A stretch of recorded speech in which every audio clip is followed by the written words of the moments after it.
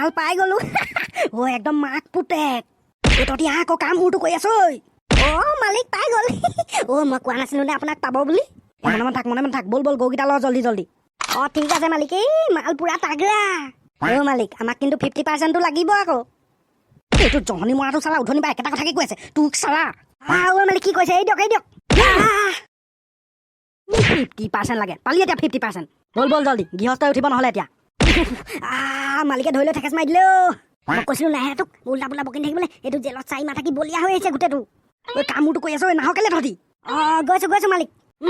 বল আইঅ যিটো বিষাইছে জল্দি বল নহ'লে তোকে মৰিয়াম এতিয়া মই গঞ্জুদা আহক মাল উঠাই দিলো দুটা সোনকালে লৈ যাওক বঢ়িয়া বিদুৰ এই ৰহ গৈছো মই ৰহ গঞ্জুদা পইচাটো কিন্তু লৈ আনিব হ'লে দেই লৈ যাম তই টেনচন নলবি আজি প্ৰথম বহনীয়ে মজা আহা জল্দি কিনো ইমান লাহে আহি আছ তহঁতি নিজে চালা আৰামত গৈ আছে আমিহে জানো গৰুকেইটা ঠেলি নিওঁতে কিমান কষ্ট হৈছে আকৌ যি বকি আছে যে মাৰ খাবলৈ মন গৈছে নেকি তোক বল মনে বল এই জহনি মৰা গৰুকেইটা ইমান গেধা এইকেইটা ঠেলি নিবলগীয়া হৈছে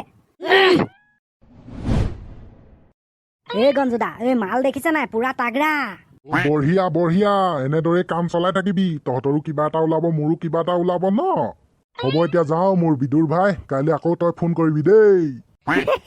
ঠিক আছে গঞ্জুদা গৈ থাকক কাইলৈ মালটো অলপ সৰহকে উঠাবি অ'কে আপুনি টেনচন নল'ব গঞ্জুদা এনেদৰে বিজনেছ চলি থাকিলে বিদুৰ ভাই অমিৰ ভাই হৈ যাব ইটো নাই সিটো নাই ভাবি গুণি লাভ নাই চুৰ কৰি চলো ভাই টকা পইচা হাতত নাই চুৰ কৰা বাহিৰে একো উপায় নাই